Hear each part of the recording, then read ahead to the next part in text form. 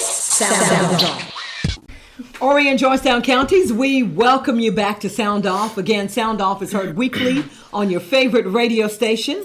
And we'd like to say good morning to our proud supporter of Sound Off. I'd like to say good morning to Avant Auto Parts, located at 3411 Kates Bay Highway here in Conway. Owner and operator Sylvester Avant Jr., better known as Sly. We'd like to say good morning. Can y'all say good morning to Sly? Good morning, Sly. That's right. Believes in Sound Off and does business with integrity. Again, we said October is National Breast Cancer Awareness Month, but before we go any further into the program, we'd like to celebrate our breast cancer survivor. Y'all give it up for Jamie Lewis. You know, we just thank God for Jamie. Jamie is a survivor, and Ty said, you know, hearing the word cancer does not mean a death sentence, and Jamie Lewis sits here proud, looking beautiful, looking blessed. You really do. You really do. You're representing Conway, South Carolina. And then we have Ty Grissom. Where are you from, Ty? Greenville, South Carolina. Originally from Greenville. Ty is an RN, and also she's the rep for the Horry County Susan G. Coleman Foundation. I'd like to say good morning to you as well. Good morning. Happy to be here. And I got to say good morning to my wonderful Sound Off crew. Would you like to reintroduce yourselves at this time? Hello again. This is Raekwon. That's a greeting, right? Buenos dias, everyone. I'm Abrielle. Okay. What's really good is Jonica. You know, I got to say, Jamie and Ty, y'all have really shared some vital information to our listening audience. And while we were in the break, Abrielle, I know you had something that you wanted to ask, so we're going to begin with you. Okay. My question is, if there's currently someone in my life who has cancer, what can I do to help? The best thing to do to a person who is going through cancer treatment, is to be supportive. A lot of times the treatment, chemotherapy, makes you extremely tired. Some people have a lot of nausea, but mostly the fatigue is the big thing with chemotherapy, and also with radiation. It can make you very tired. So any support that you can offer to a person who's going through treatment, cooking meals, if they have children, taking the children out, doing things with them, washing their car, coming in and cleaning their home, or even helping them monetarily, anything to offer support. Okay. All right. Excellent. Brain, what did you have, Squeak? Okay. I have a question for Nurse Ty. I heard Miss Jamie say earlier about how she took her diagnosis. It seemed like she took it really good. Was there ever a time when someone was diagnosed and they spazzed out? Yes, I can actually think of a couple of instances where that occurred. I used to work in the hospital, and I worked on the floor, and I remember a couple of times some patients that were diagnosed with cancer. And either one of two things occurred. Either they took it pretty well or they took it really bad. And if they took it really bad, it maybe would have been because of how the doctor told them. Right. Some doctors don't have a lot of tact when they tell people things. I believe in telling people things in a nice, gentle, you're going to be okay type of manner, whereas some doctors are just, you got cancer and you need to go to treatment. And one doctor in particular, that's how he told the patient that she had cancer. Wow. And she didn't take that very well. So that's where I come in as a nurse. I have to reassure that patient, let that patient know that you're not going to die today. You know, we don't know when the time or the hour will come for you. It may not come for another 20 years. These are the options that you have available. And I really wish some doctors had a little bit more tact in how they told people. The other way that the doctors will tell the client sometimes too, is they'll talk in such high medical language that the person can't understand what the diagnosis is. And so I had this one patient in particular, her family was all in the room. Everybody was waiting to hear from the doctor. And he goes in and he sits down and he talks in all this high level language. No one understands that the woman had brain cancer, and it was inoperable. But the way that he explained it, nobody even had a clue what he was talking about. So the doctor said, any questions? Okay, good. All right, well, I'll let the nurse finish up in here. And so when he left out the room, the patient said, what did he say? And I had to tell her that she had brain cancer. Wow. And that was really hard because she really wanted to know, and she had 10 kids, and they were all there listening to every word that I said. And I had to tell her that she had brain cancer, and where it was located at was a place that they couldn't really operate. And I'll never forget, she just bust out crying in my arms. And I held her, and her family all just came around me, and everybody was just holding her. And it was such a tender moment, because I think the doctor could have helped with that moment a little bit better if he had explained it better to her. Because she still could go through some clinical trials and do some treatment that way. But I had to tell her that, and she probably would have done better to hear it from the doctor versus from the nurse. And so those are the two people that I will probably never forget from telling the diagnosis. The people that just spazzed out, had a hard time. I have to go back in there as a nurse and try to fix that because the doctor messed that up. And the second time, the doctor talked in such high language she didn't even understand. I had to fix that too. And sometimes that's what we as nurses do. We fix messes sometimes that doctors mess up. And it takes a good nurse, not just saying about myself, but it takes good nurses to be able to do that. Right. Okay, what did you have, Jonica? Oh, this is a really touching subject, man. I wasn't ready for this. It's heavy. But being that it is breast cancer awareness, now for years we have celebrated it in school. They tell you to wear pink, show your breast cancer love for the people, for it. And I've always wondered, why pink? And more importantly, why the ribbon? It's such a basic symbol.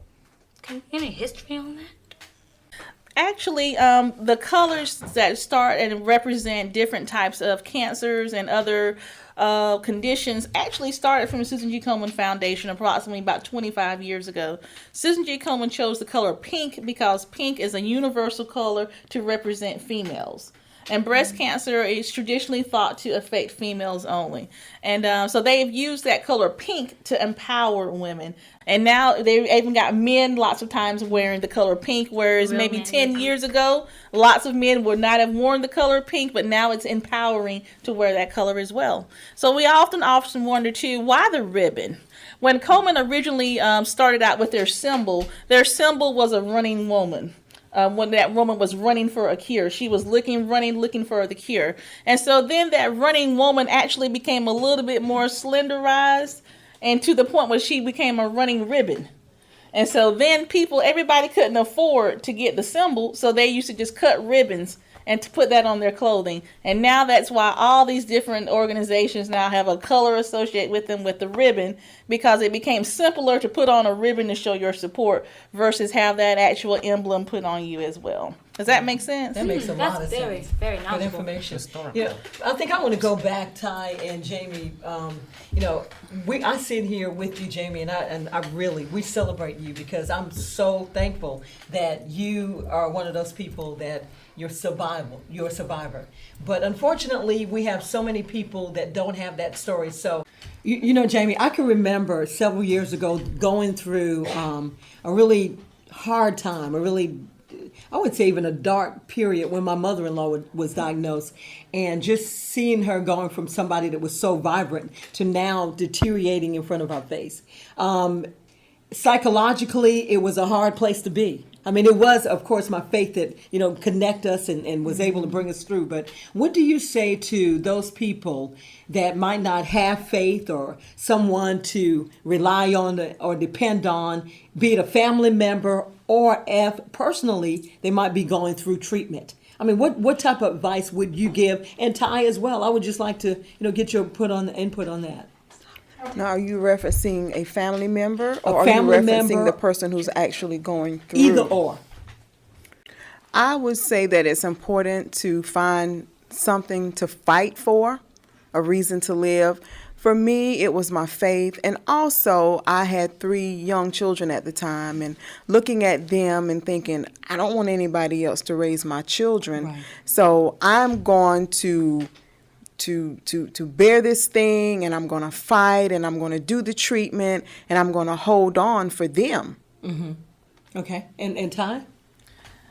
I would just like to echo what Jamie was just saying, is that different people value different things. So whatever is important to that person, they need to hold on to that and use that as their reason for living. For whatever it is, many times for people it is their children. For some people it is their family members. It could be their mom, their husbands, their wives. Whatever it is, they need to hold on to that and use that as their reason to live. Okay. Well, we certainly appreciate you coming on, Jamie, and Nurse Grissett. We are so honored that you've come and shared some vital information to our listening audience. But what I want you to do now, Jamie, is if you could just give us a recap, and any way you want, the way you would like to do it, the words you would like to say, if you would do that at this time. I would like to encourage every woman, if you don't know how to perform a breast self-examination, to learn.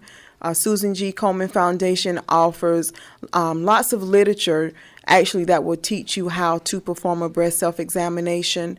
As Nurse Ty will probably reiterate that when she does her recap. But that's very important to know how to do that, even if you have a teenage daughter, to even teach her how to perform a breast self-examination. If you have a family member, mother, an aunt, or a sister who has had breast cancer, it's important for you to get your mammograms. It's not a good idea to be afraid to get a mammogram because you don't want to find out. That's not good at all. It's best to have the mammogram if you have a family history of breast cancer. Okay. And closing remarks, Ty. 1 in 8 women are diagnosed with breast cancer here in the United States. And breast cancer actually kills more African American women than white women. So knowing those facts and knowing those statistics, we need to make sure that we get our mammograms, that we get them early, and that we can diagnose the cancer early. That way we can have our higher rates of survival, because survival is what we're looking for and not any types of deaths. Okay, before we leave, Ty, is there a contact number for you? If you would like to contact me, you can call me at 254-2751. I am a breast health navigator, and I can let you know about resources that are available for you. Once again, Horry and Georgetown counties, we were honored to have as our very special guest, Jamie Lewis, breast cancer survivor. Yes! Woo! And also our good friend Ty Grissett, who is an RN and also the rep for the Horry County Susan G. Komen Foundation. Y'all give it up for Ty Grissett. Thank you so much. Now, sound off. We never allow you to leave, Jamie and Ty, without giving you the opportunity to shout some people out. So who would you like to shout out on this morning? I'd like to give a shout out to Jordan, Hannah, and Nick. I'd like to give a shout out to my kids, Nia and Grace, and the Revelation Missionary Church family. Okay, I'd like to give a shout out to my mom who's recovering from surgery, Jamie Thompson. Good morning, Jamie. Mom, we love you, Jamie. Even though she's sleeping. Anyway. Oh, I'd like to give a shout out to my brother Terrell. I'm going to shout out forever and always my loving parents, Stephen and April Brown, my awesome brother, Jonathan Brown, my aunt and my uncle, and my 3 little cousins who I just found out are listening to the show, my bestie, Raekwon, and my other bestie, Aisha Nicole Chenery. What?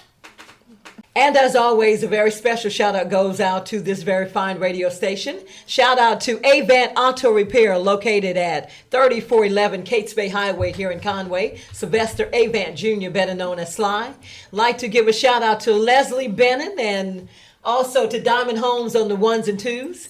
Like to give a shout out to all cancer survivors. Yes. We shout you out. We celebrate you. Like to shout out my family in the Dunbar community. Like to send out love to everybody in Waupee and Green Sea Floyds. How about that?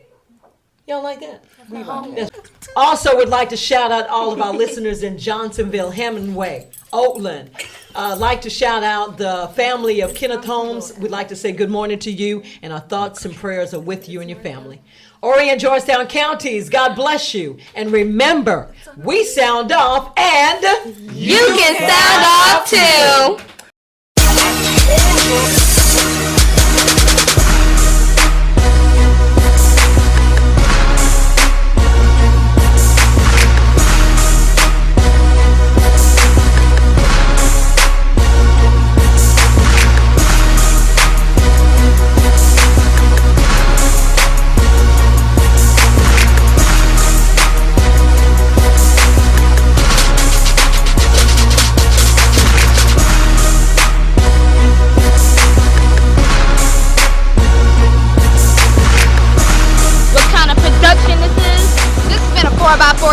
Production.